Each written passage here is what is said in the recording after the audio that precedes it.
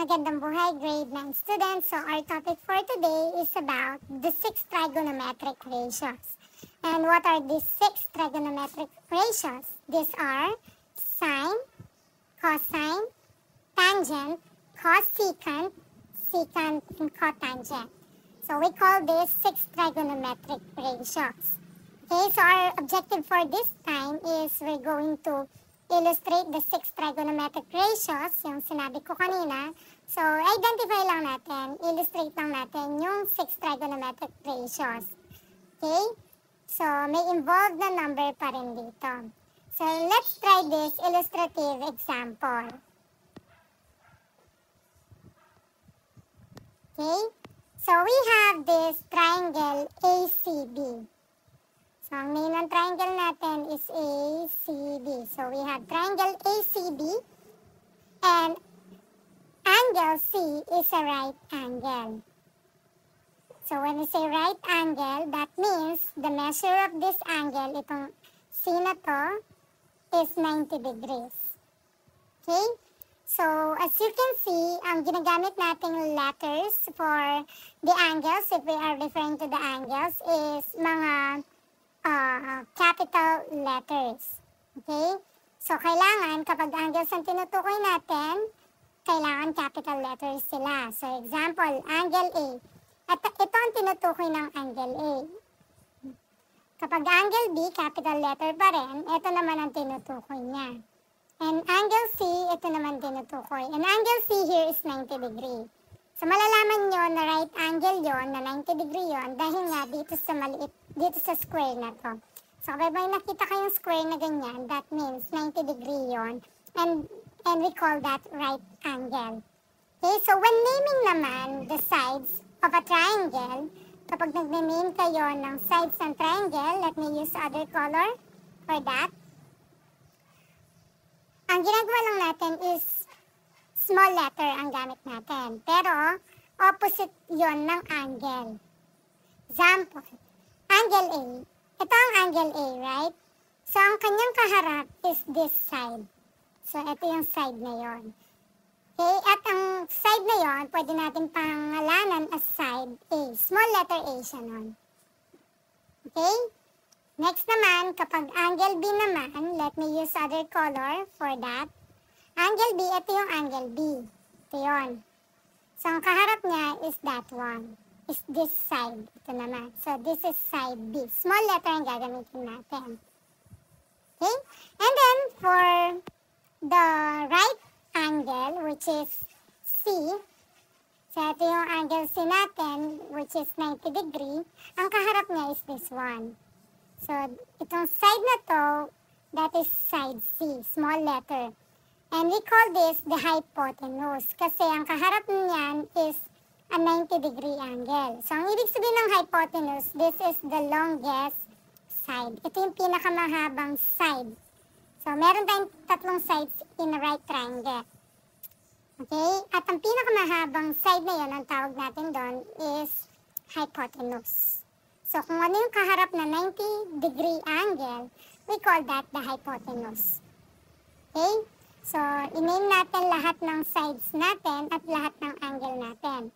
So, for angle A, or for angles, ang pangalan ng mga angles natin are angle A, angle B, and angle C. And for the sides, we call them sides A, small letter, side B, and side C. Small letter sila. Pag angle, capital. Kapag side, small letter. Okay? So, ngayon, i-name natin yung 6 trigonometric ratio since na-identify na natin yung sides. So, let me illustrate again the triangle. So, ito yung triangle natin kanina. So, this is angle A, angle C, and angle B. Angle C is the right angle. So, ang opposite ng angle C, yung kaharap niya is this one. So, side C yan. At ang kaharap ng angle B, ito yon. Kaharap niya is side B. Okay?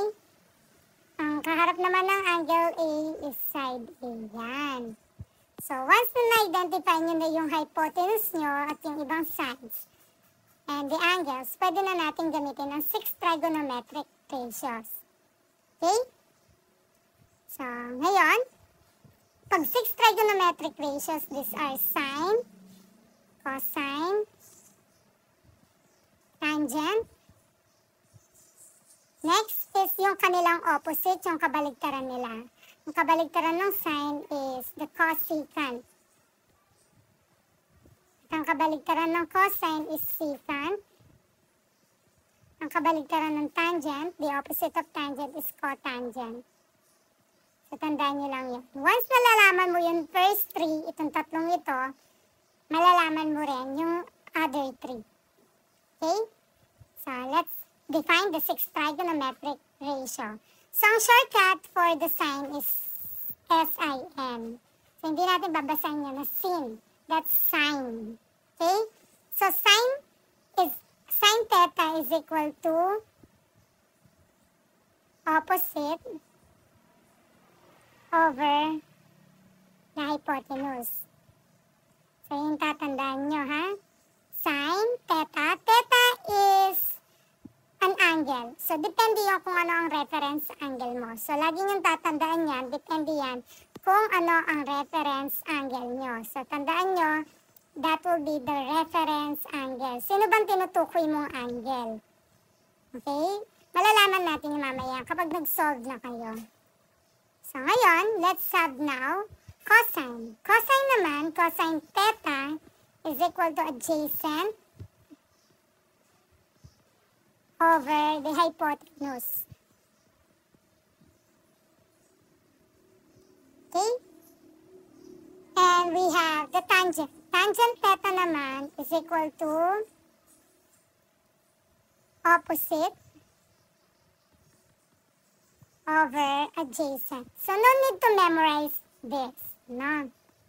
So, meron tayong mnemonics dyan sa tatlong yan para mas madali siyang matandaan.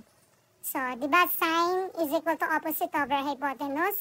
So, pwede mo sabihin this is so. Ang ibig sabihin ng so is sine equals opposite, ayan, over hypotenuse. So, sine, S-O-H. So, para mas madali siya. Next, cosine. Cosine naman, that is ka. Okay, so that is cosine, adjacent, hypotenuse. And for the tangent, we have TOA. Tangent, opposite, over adjacent. Okay, so ang tawag natin dyan ay mnemonics na SOHCAHTOA.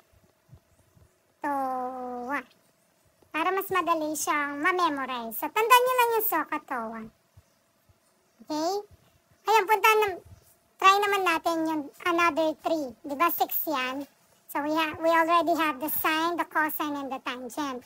Ngayon, punta tayo dun sa kabaligtaran nila. So, opposite nila. So, we have cosecant. Ang shortcut ng cosecant is CSC theta. So, we call this cosecant. Okay? Equals, baligtaran nyo lang to, itong opposite over hypotenuse. Mangyayari dyan is magiging hypotenuse over opposite. Okay? So, next for the cosine, ang opposite nito is the secant theta. Not secant, that's secant theta is equal to opposite. Mag-umpisa yan dito, kabaligtaran. We have hypotenuse over adjacent. And itong kabaligtaran nito ng tangent is cotangent. COT.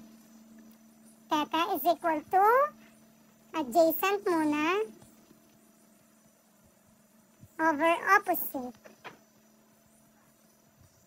And basta talan nyo lang yung first three, yung SOHCAHTOA. Once nalalaman nyo na yon, kunin nyo lang yung opposite nila. Okay? Ang opposite nyan nito ay we have C, CHO, SHA, K, How? Yan, 103. So, yan yung parang mnemonics yung shortcut nila para madaling matandaan. Okay? So, ngayon, try naman natin using those mnemonics. Hindi pa yun yung final answer. Tinuro ko lang kung ano ang ibig sabihin ng definition ng bawat trigonometric ratios.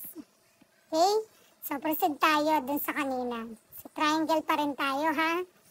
So, yan, drawing ko lang. This is A, this is B, and this is C.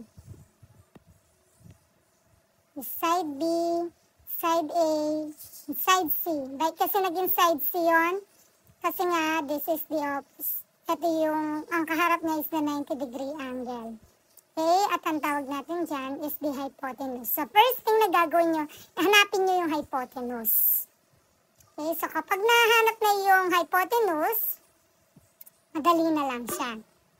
Okay, so ready. So, try na natin. So, let's identify the 6 trigo ratios. So, para matandaan yun, tanda lang yung word na so-ka-to-wa. Okay, o ngayon. Ang magiging reference angle natin, ito, laging tatandaan to ha, reference angle, yan, depende yan kung ano ang given mo. So, ang reference angle natin, let's say, this one, si B, ang reference angle. So, B is the reference angle. Okay? Ngayon, pag yan ang reference angle mo, yun lagi yung titignan mo. So, automatic, explain lang natin, pag reference angle, ano kasing reference angle natin, that is angle B. So, kung ito ang hypotenuse, hanapin natin kung sino yung opposite at sino yung adjacent. Pag opposite, yung kaharap niya. So, syempre, sinong kaharap ng angle B? Easy lang natin, ha? So, ang kaharap ng angle B is ito, side B. So, ito niyan, yung magiging opposite niya. Lagay niyo muna. Okay? Tapos, kukunin natin yung adjacent. So, ang adjacent niya is yung side A, yung katabi niya. Tandaan niyo yung word na adjacent is, that means katabi ng angle. At ang katabi niya is side A. Okay? So, magbabago yung opposite and adjacent. Depende kung ano ang reference angle mo. So, magpapakita pa tayo ng another example mamaya.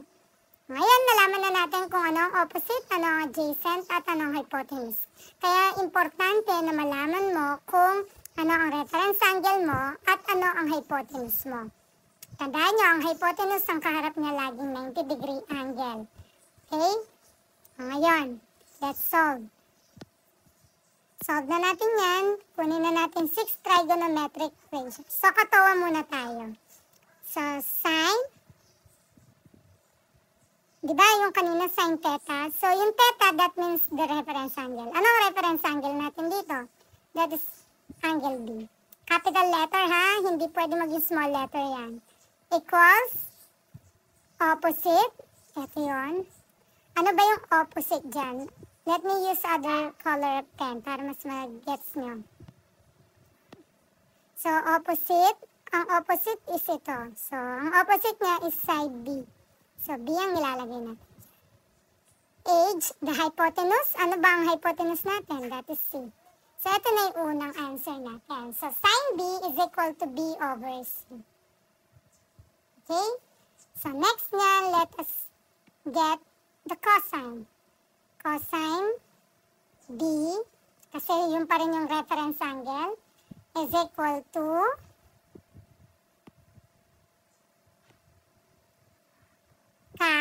yan, A adjacent. So, sino ba yung adjacent kay angle B? That is side A. Over hypotenuse. Hypotenuse is C again. Okay? So, ganyan lang siya. So, cosine B is equal to A over C. So, next, we have the tangent. Tangent B, kasi yun yung reference angle pa rin, is equal to TOA.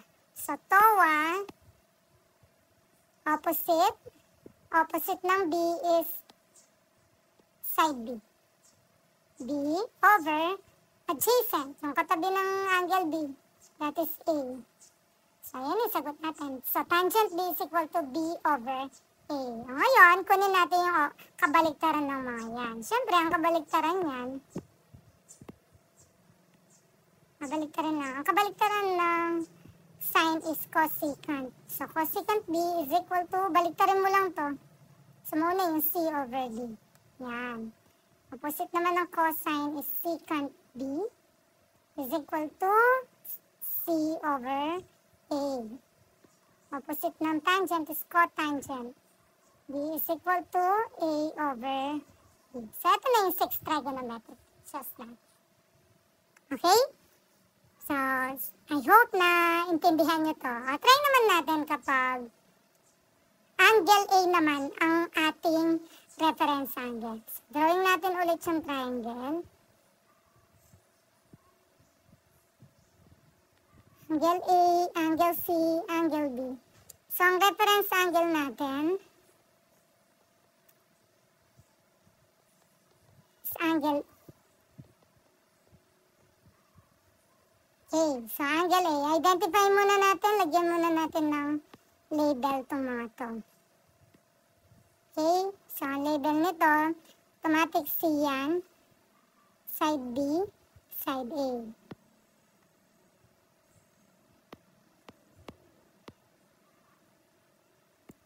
Okay. Yun. Angle A ang ating reference angle. So, kung angle A ang reference, ang tawag niya natin dito sa kanya, sa side na to, is opposite. Kasi kaharap siya ni A. Ayan o, kaharap siya ng angle na to. Okay?